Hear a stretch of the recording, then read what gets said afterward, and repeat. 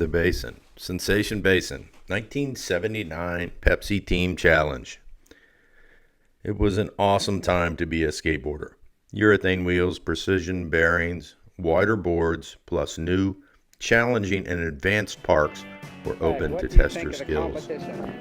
Sensation Basin was created by Phil Kiokio after a tour of California with Jimbo Skiles. The park they built was the best scene ever created for skating. Built a mile or so north of Dub's nightclub in Gainesville, Florida, it was a hidden gem.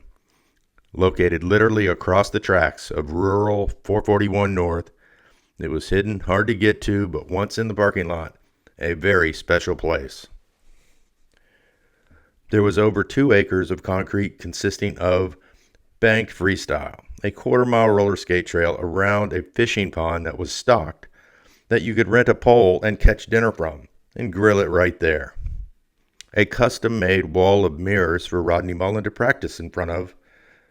A banked surf run that Rodney skated all the time.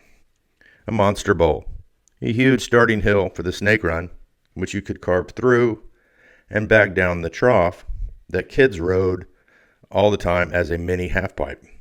It had a funky pool bowl that suffered a Florida rainfall slide-in during construction, and it made it very challenging to ride, and finally you could ride the snake run as a vertical forever run. Very vertical. 12 foot plus high with 4 full feet of vertical wall. On the first wall, that was on the third wall. On the first wall there was a quick vert with 5 feet of vert.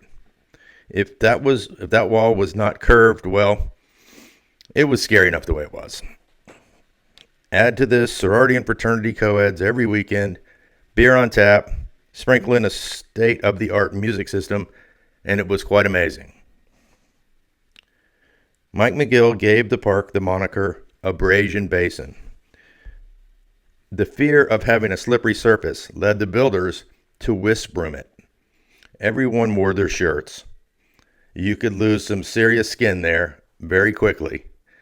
Phil rented a grinder for months, and we did make improvements on the humps you had to pump in the snake, as well as some in the pool bowl. We did not know it at this time, but all but 2 skate parks in the nation, Kona and the Bro Bowl, would be closed in just a short time. It was the end of an era, the beginning of a new one that lasts to this day on the back of one trick. Greg Michaud said it so well in the film, converted to video and now digitized by Phil. When the snake run event starts, it will be mind blower. And it was. The Police was a new band. Punk rock was blowing up. Blondie was a top 40 sensation. Henry Hester in California was starting his skate contest series. And still, Skateboarder magazine came once a month. There was no internet for another decade or so. Inverted aerials, rock and rolls, and big air were the most advanced tricks. And then along came Alan.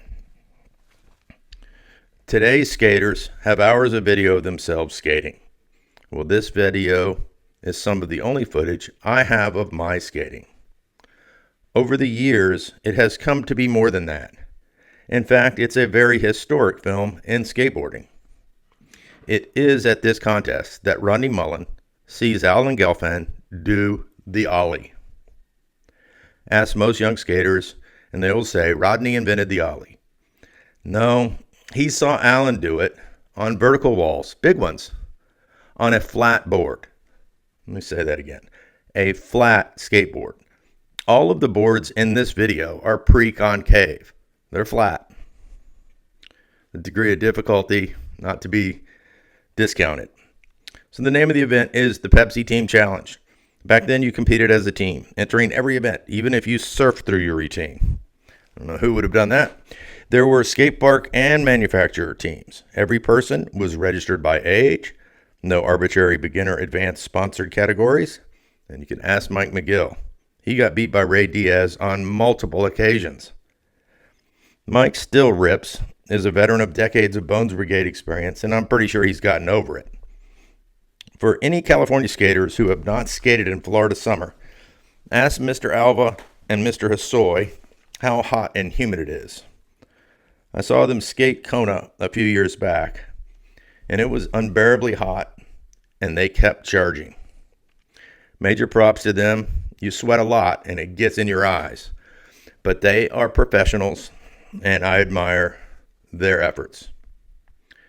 So as you watch this video, you have Rodney in a yellow shirt, skateboard inside and out, otherwise known as SIO skate shorts, designed and developed by Barry Zaritsky, Captain Barry, and Rodney's also got his Dutch boy haircut, following Alan Gelfand around. And Alan, he only did the ollie in his contest runs. Pretty sure that's all Mutt needed. And we referred to Rodney as Mutt at the time, because he had a habit of barking instead of talking. Now, not long after that, Rodney did his Mutt hop, a flatland ollie soon to be followed by that ollie kickflip. Mistakenly done, while he was falling, he saw the board flip and land, and he knew if it did it once, it could be repeated. Word is that night he made an ollie kickflip on purpose, one night, to absolutely invent something and then master it. That was Rodney Mullen. I skated with him every day for 4 years. I count Alan Gelfand as a good friend. Mike McGill, George McClellan, Steve Fisher, Chris Bauckham, Sean Petty, may you rest in peace, Clyde Rodgers, Kelly Lynn, everyone else in this, Tim Schiller. There are so many people in this video that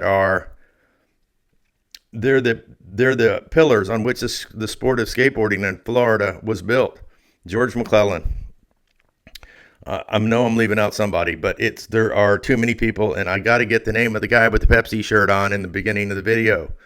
I'm sending this to you, Phil. Hopefully you are well and able to play it, and I'm not spitting and peeing and essing and breathing all over the microphone. Love you, man. We'll talk to you soon. Bye-bye.